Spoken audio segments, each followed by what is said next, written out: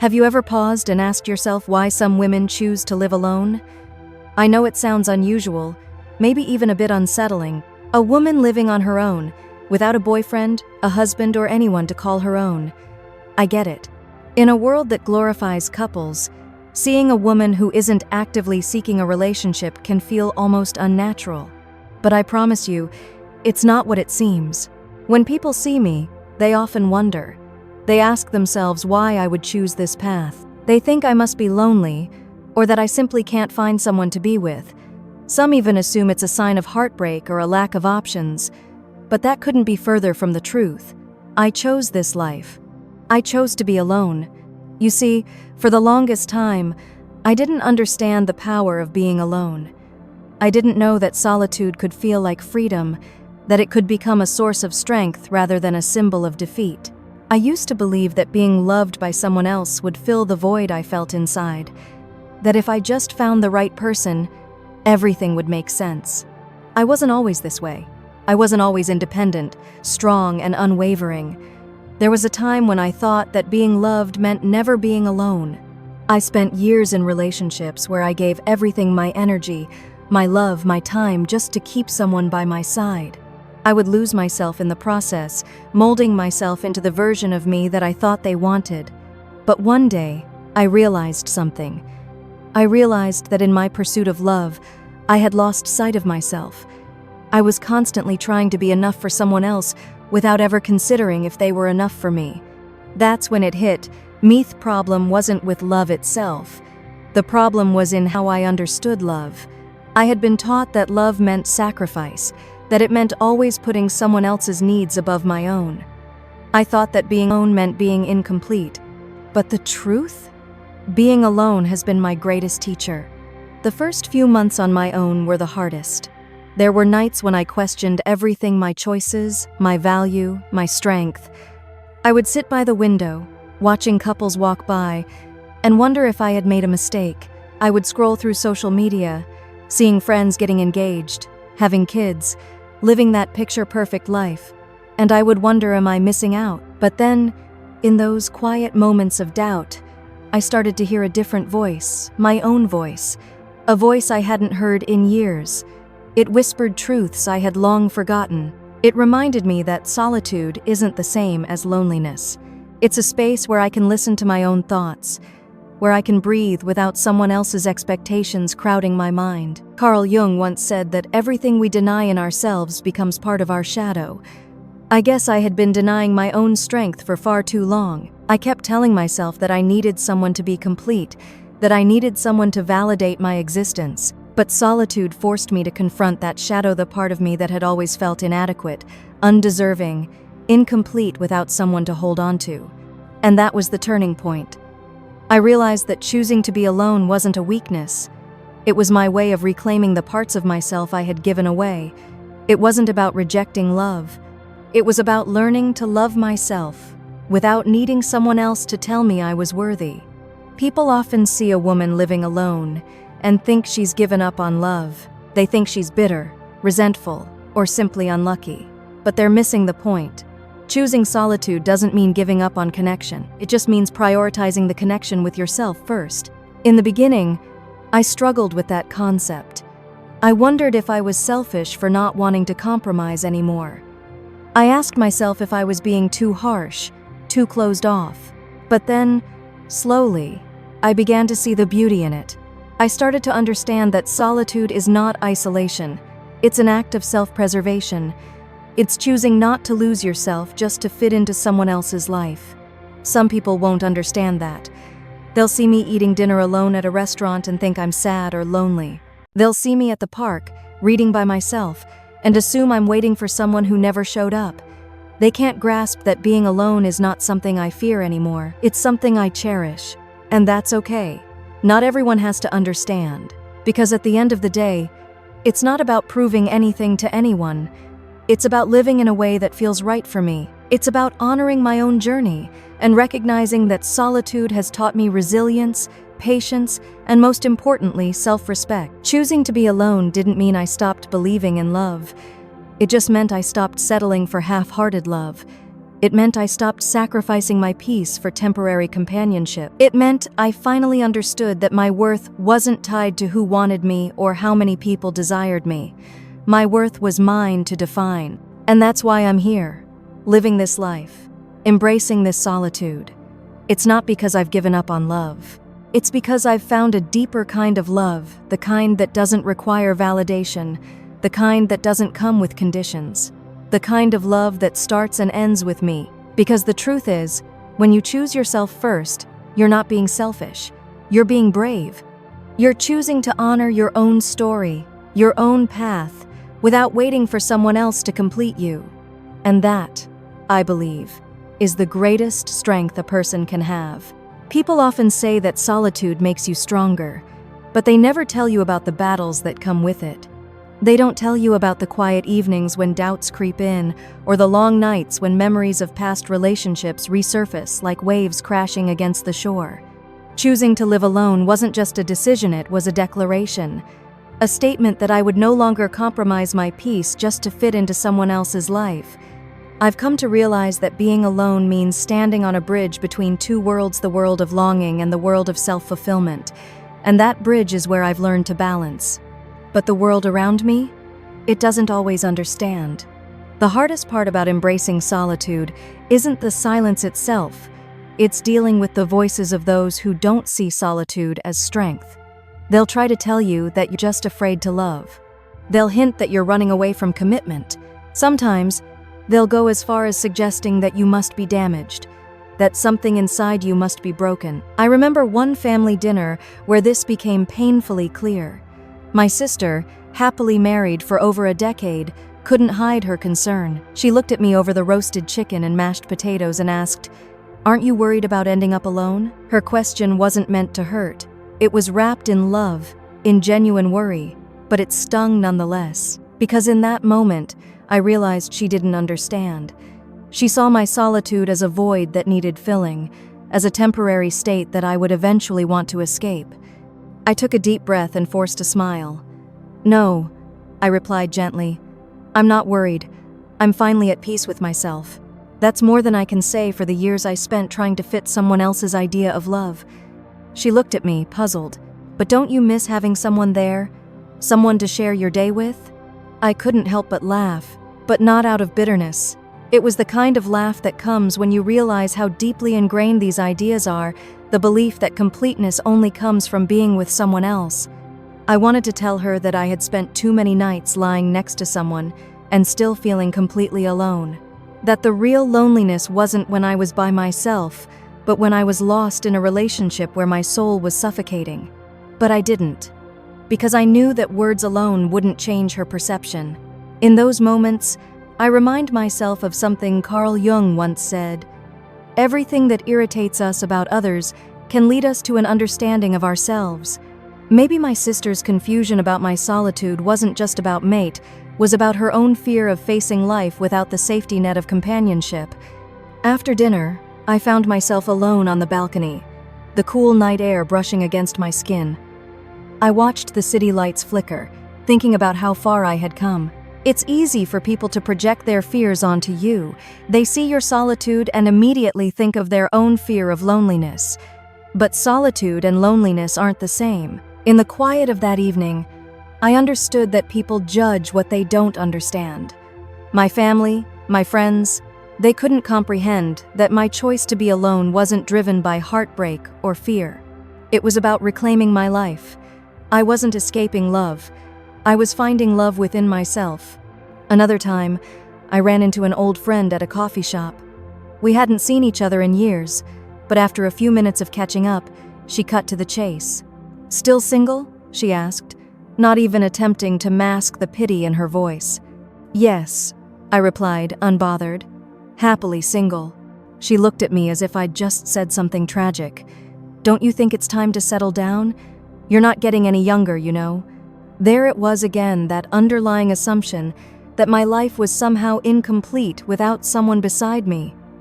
I thought about how to respond without sounding defensive, so I just smiled and said, "I'm settled, just differently than you might think." Her confusion didn't bother me as much as it used to. I had grown used to people misunderstanding my path. I know that my choice challenges the narrative that a woman's happiness is tied to a partner, and I understand that it makes some people uncomfortable, but their discomfort isn't my problem to fix. I've learned that people will always see your choices through the lens of their own insecurities.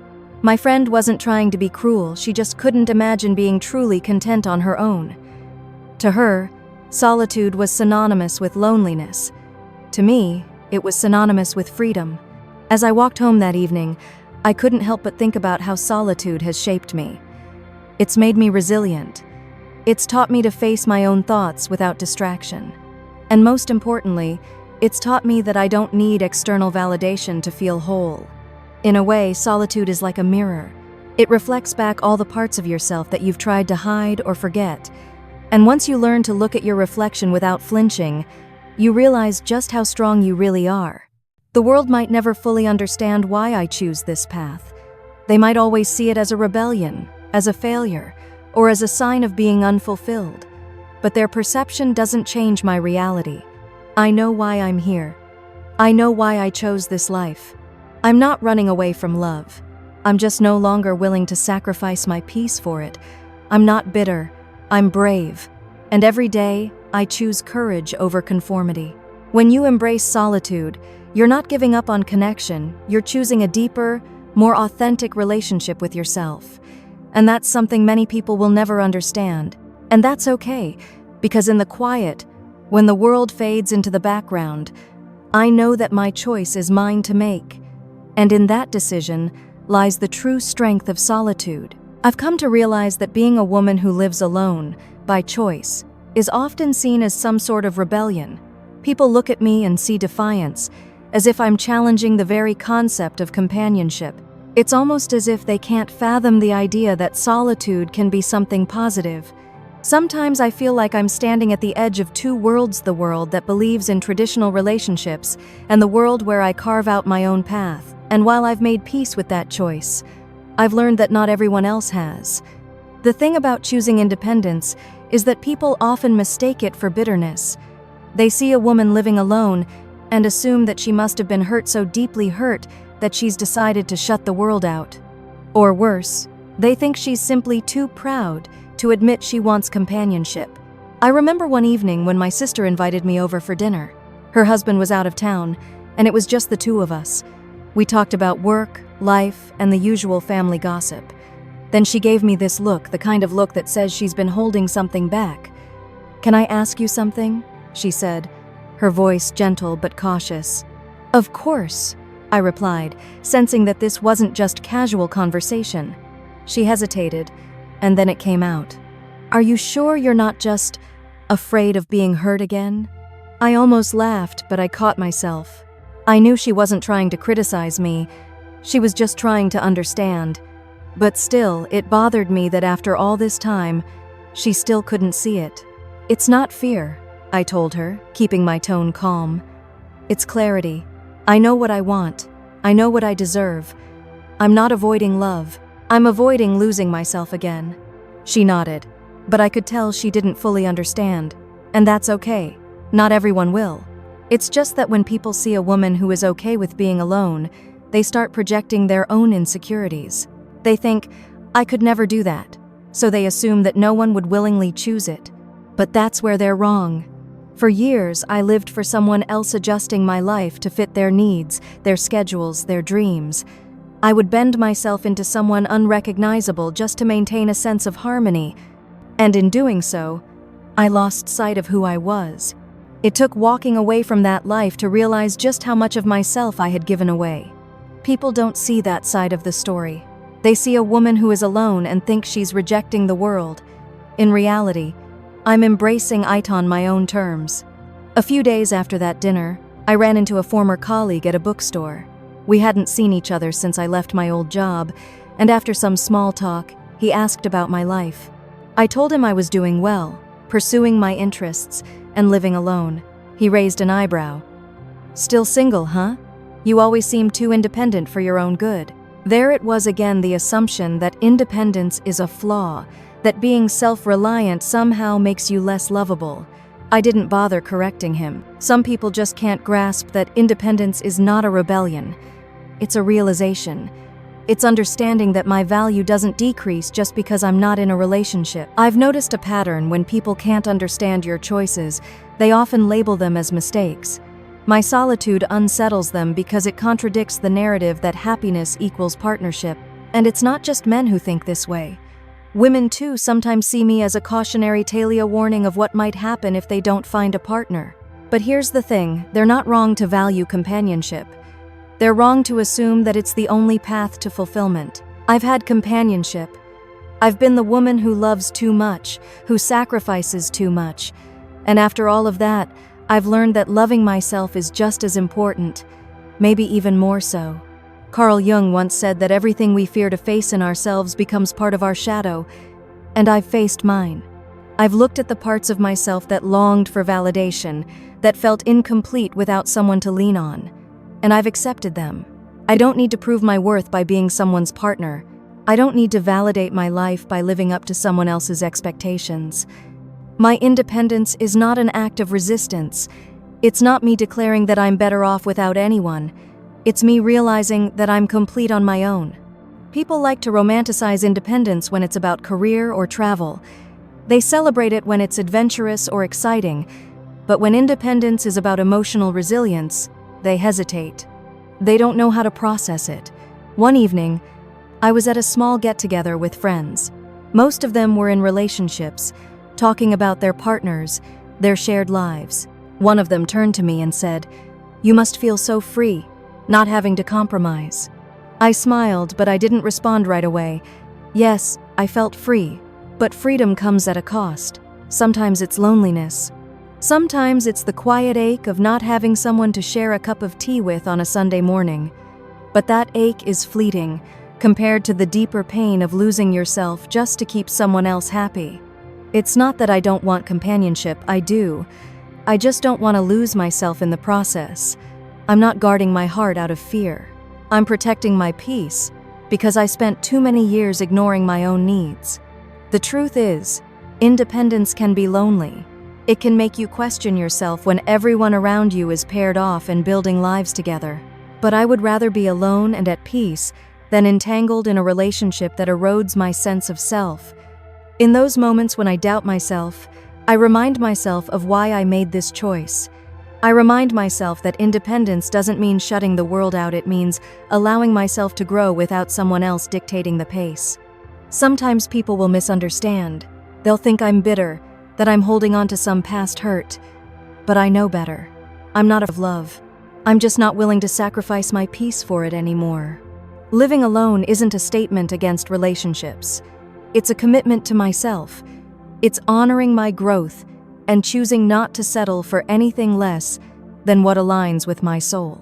And while that path may be hard to understand, it's mine. It's honest.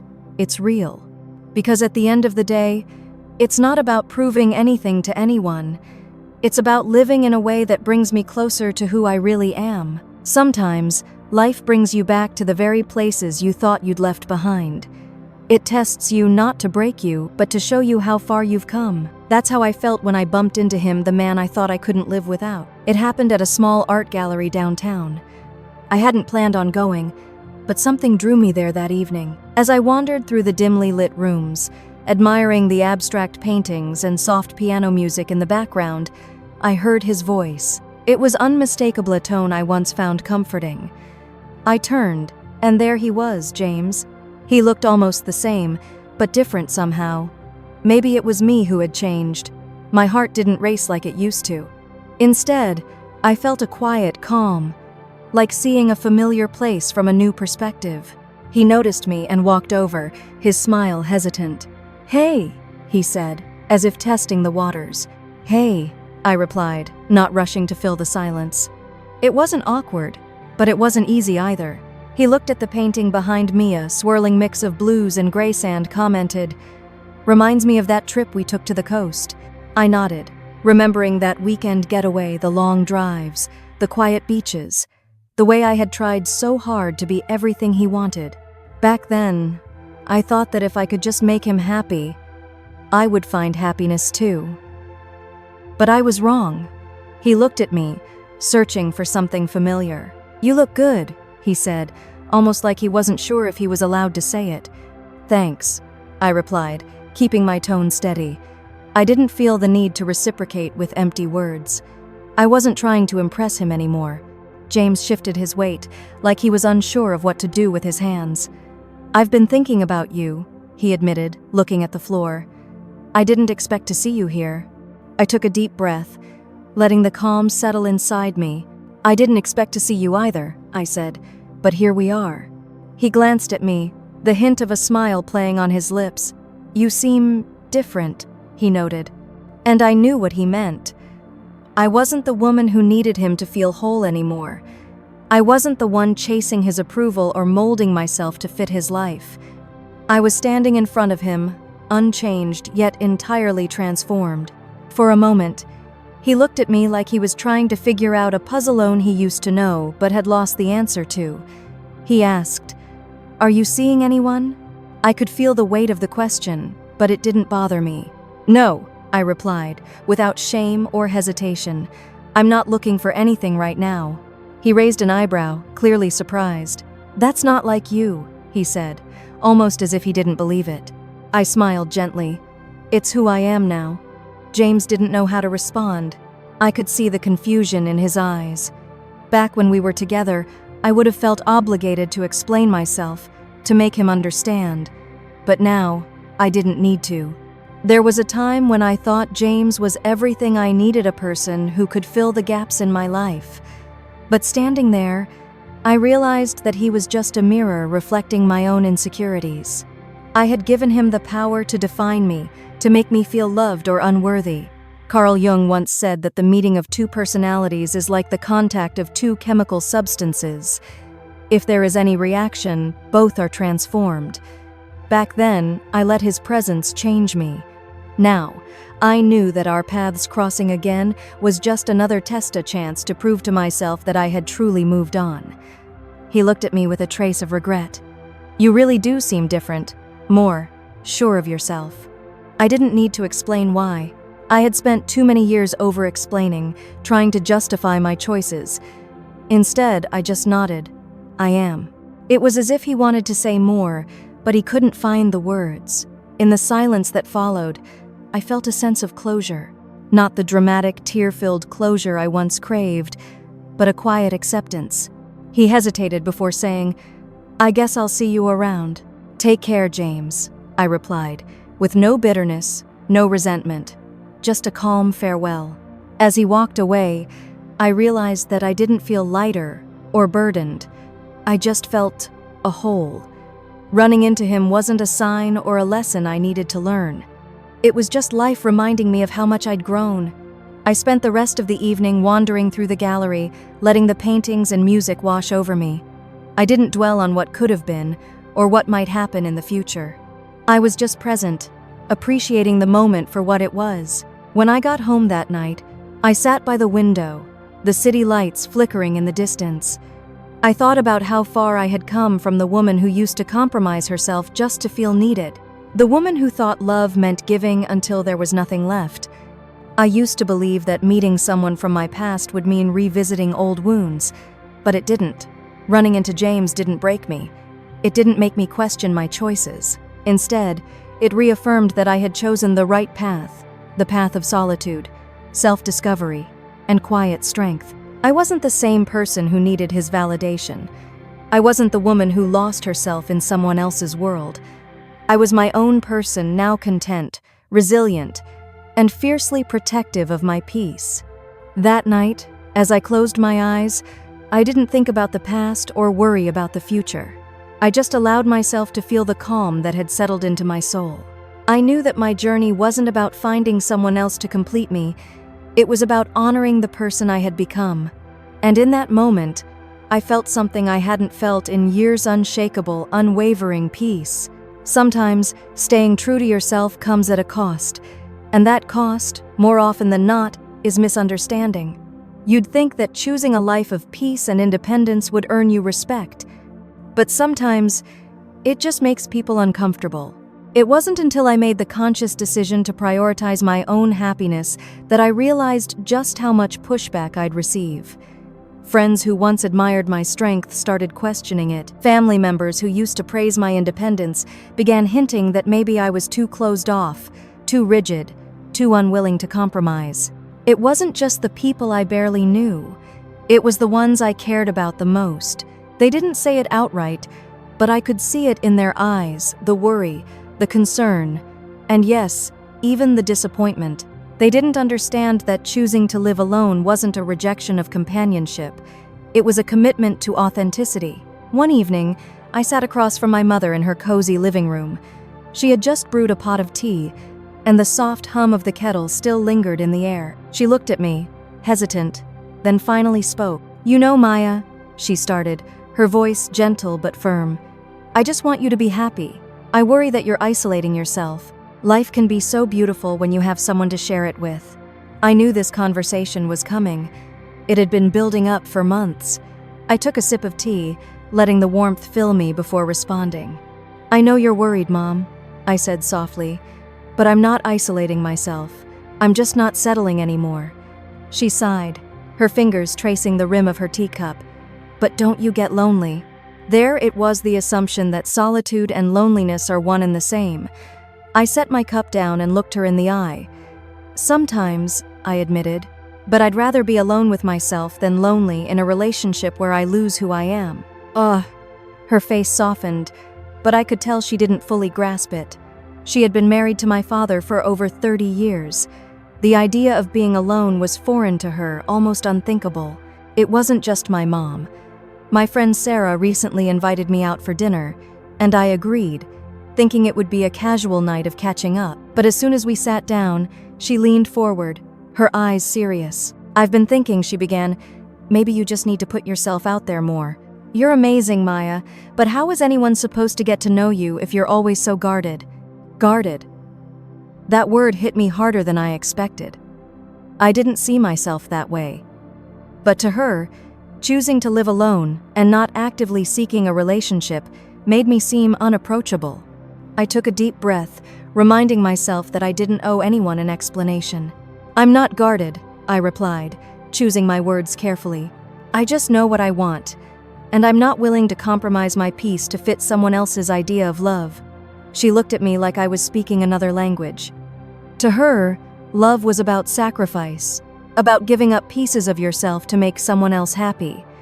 And once upon a time, I believed that too. But I've learned that love should never cost you your sense of self.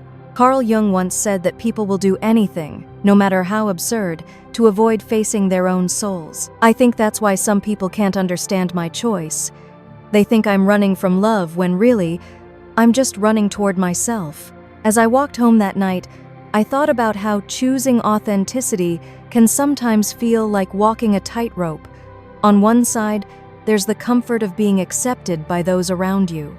On the other, there's the truth of who you really are, standing firm, even when it makes people uncomfortable. There was a time when I would have tried to justify myself, to convince my friends and family that I wasn't making a mistake. I would have gone out of my way to prove that I was still lovable, still worthy. But I'm past that now. I know that living authentically means not needing to be understood by everyone. The hardest part about choosing this path is accepting that some people will never see it as a choice. They'll see it as a failure to fit into the mold of what a woman should be: soft, nurturing, always available. But I'm not here to meet anyone's expectations. I remember sitting by the river one Sunday afternoon, sketching in my notebook. An older woman sat down next to me, her cane resting against the bench. She smiled warmly and asked what I was drawing. We talked for a while, and I found out she had been widowed for nearly a decade. She glanced at me with kind eyes and said, "You know, dear, being alone doesn't mean being without love. Sometimes it means loving yourself enough to not settle for less." Her words hit me in a way I hadn't expected. She wasn't questioning my choices or projecting her own fears. She was just acknowledging a simple truth, the kind of truth that doesn't need validation. That night, I sat by my window and thought about how much I had changed.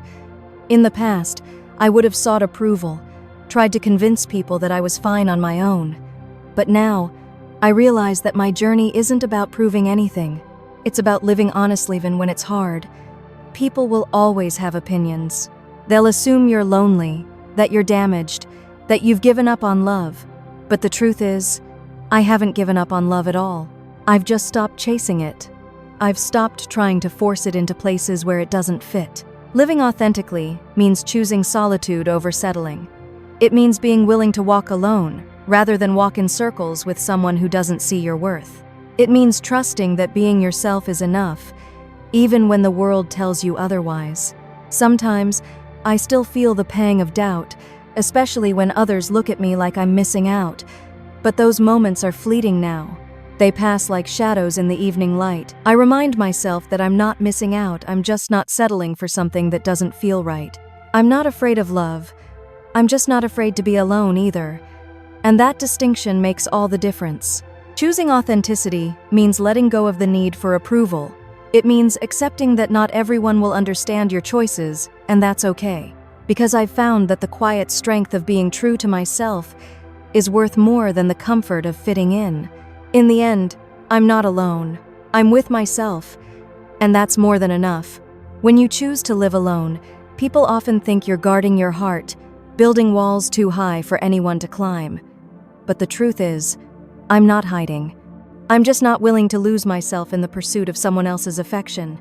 There's a kind of freedom in solitude that I've come to cherish. It's not about rejecting love, it's about no longer sacrificing my own peace to keep someone else happy. It's about choosing me, again and again, even when the world tells me I'm making a mistake. One evening, I decided to visit a local bookstore. I've always found comfort in the smell of old paper and the quiet hum of readers lost in their own worlds. As I browsed through the philosophy section, a man reached for the same book I was eyeing, The Art of Living by Epictetus. We both laughed at the coincidence, and that's how I met Daniel. He had a calm presence, a way of speaking that didn't feel rushed or forced. We talked about the book, about how Stoicism teaches you to accept life as it is, rather than wishing it to be different. I found myself enjoying the conversation without feeling the need to impress him. We spent over an hour discussing philosophy, life choices, and how society tends to look at solitude as a failure rather than a triumph. He didn't judge me for choosing to live alone. In fact, he seemed to respect it. Before we parted ways, he smiled and said, "It's rare to meet someone who's content with themselves. Most people are always searching for something or someone to complete them." I nodded, appreciating his insight. "It took me a while to learn that lesson," I admitted. He handed me the book and said, "You take it. I think you'll appreciate it more." As I walked home that night, I couldn't help but feel a quiet sense of hope. It wasn't that meeting someone new suddenly changed my outlook on solitude. It was that, for the first time, I felt seen not as a woman trying to prove her independence, but as a person who had chosen peace over chaos. The encounter made me reflect on how far I had come. In the past, I would have questioned everything, whether I was being too distant, too cautious. But now, I didn't feel the need to chase or impress. I didn't want to alter my path just because someone interesting had crossed it. That night, I sat by my window, book in hand, and thought about how different my life had become. I wasn't waiting for love to rescue me. I wasn't searching for validation in someone else's eyes. I was living for myself, fully and honestly. And that's when it hit me. The real triumph wasn't in being alone or in finding someone who understood my choices. It was in knowing that whether I walked this path alone or alongside someone, I would remain true to myself. Carl Jung once said that the privilege of a lifetime is to become who you truly are. And that's what I've been doing, unraveling the parts of myself that I had once buried under expectations and compromises. I wasn't bitter or guarded. I was simply at peace with who I was. A few days later, I received a text from Daniel. He thanked me for the conversation and asked if I'd like to meet up again, maybe to discuss the book over coffee. I found myself smiling, not because I felt a spark, but because there was no pressure. No urgency to define what this meant or where it was going. I agreed, but this time, I didn't feel like I was giving up a part of myself. I wasn't sacrificing my solitude or my space. I was just allowing something natural to unfold. Meeting him didn't feel like a disruption. It felt like a quiet addition to my already fulfilling life. And I knew that whether or not it blossomed into something more, it wouldn't define me. I had already done the work to find my own happiness. It's funny how life works sometimes. You spend so much time trying to prove to others that you're fine on your own, and then one day, you realize you don't need to prove it anymore. You just live it. You embody it. You let it become part of who you are. I used to think that finding love meant finding someone who could handle my independence. But now I understand that true love, real love, is about meeting someone who respects your journey without trying to change your destination. A few weeks later, Daniel and I met for coffee. We talked about books, our lives, and what it meant to truly embrace one's own company. He didn't pressure me for answers or try to pull me into his world.